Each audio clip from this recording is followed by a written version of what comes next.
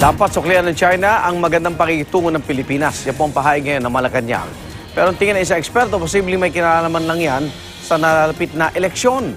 Darito unang balita ni Joseph Morong.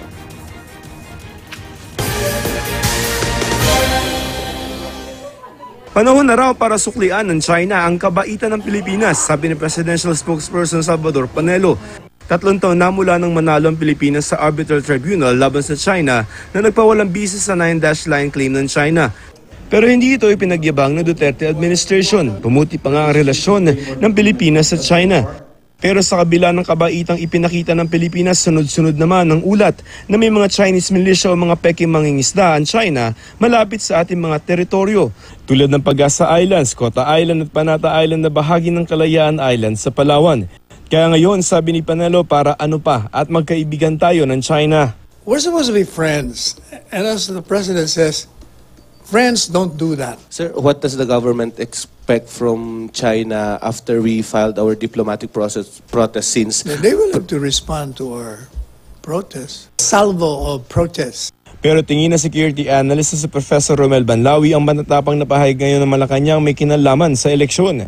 May kaugnayan din yan sa eleksyon para maipakita na ang Administrasyon Duterte ay walang isinusukong prinsipyo sa usapin ng pag-aagawa ng teritoryo sa South China Sea. Gayunman, sabi ng maritime law expert na si Professor J. Batong Bakal, dapat pa rin maging alerto sa mga aktibidad ng China sa karagatan. Ayaw ng China na magtayo tayo ng istruktura, kahit temporary man lang, doon sa mga Sand Cay na yun. No?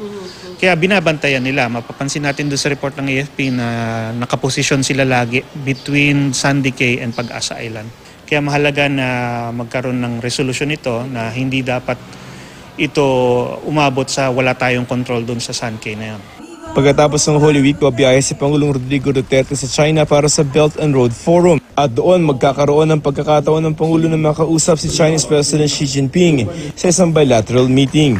Sabi ng Malacanang, magandang pagkakataon ng Belt and Road Forum para pag-usapan ni Pangulong Rodrigo Duterte at Chinese President Xi Jinping ang mga galawan ng China sa ating teritoryo. Well, any forum for that matter, when it involves two countries or multi-countries meeting, anything of mutual concern in regard to security, trade relations is a proper venue. Para sa unang balita, Joseph Morong reporting. Thank you, sir.